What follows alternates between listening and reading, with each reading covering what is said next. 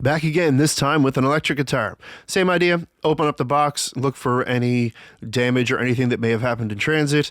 Everything looks good on this one after a quick sort of flyover inspection. Everything is the way that it should be. Nothing's cracked, nothing's chipped.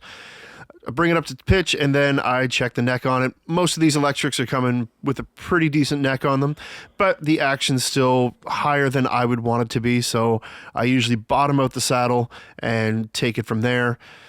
So I'll change that down. Another quick look and you can see that the action on this guitar is much better and the neck was straight, so I didn't have to adjust the truss rod. After I get that done, on electric guitars, I set the intonation. So I bring it up to pitch again, just make sure nothing's changed. Then I will make adjustments down at the saddle if I need to, checking it open on the 12th fret. And this process goes back and forth until everything's done. It's usually not done the first time. Then I plug it into a little practice amp that I have, and I just make sure that all of the electronics are working. So I'll flick the toggle switch back and forth between the pickups. I'll check the volume and tone pots, make sure there's no noise, and make sure that they're doing the job that they're supposed to be doing. And then I'll go back and forth with that and just make sure everything is on the up and up.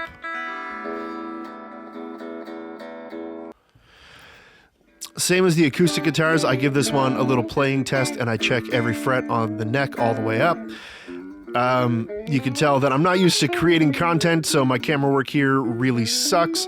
So I hope you enjoy the picture of my bench while I'm going through the frets. You'll just have to trust me that my fingers are moving.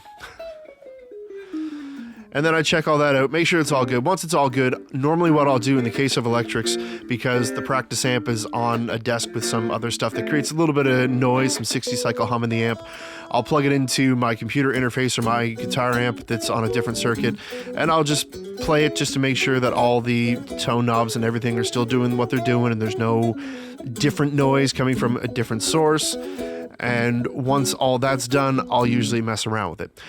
This particular model is an SG model. They're not advertised on my website because I only have 3 of these. This one has actually been spoken for by somebody who was looking around with what I got.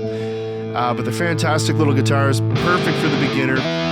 You know, that's what they are. They're entry-level beginner guitars. They're meant to be have some fun with.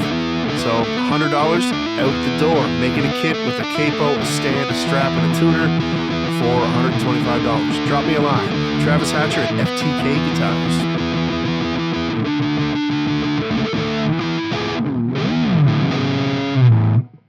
Flamingo sound.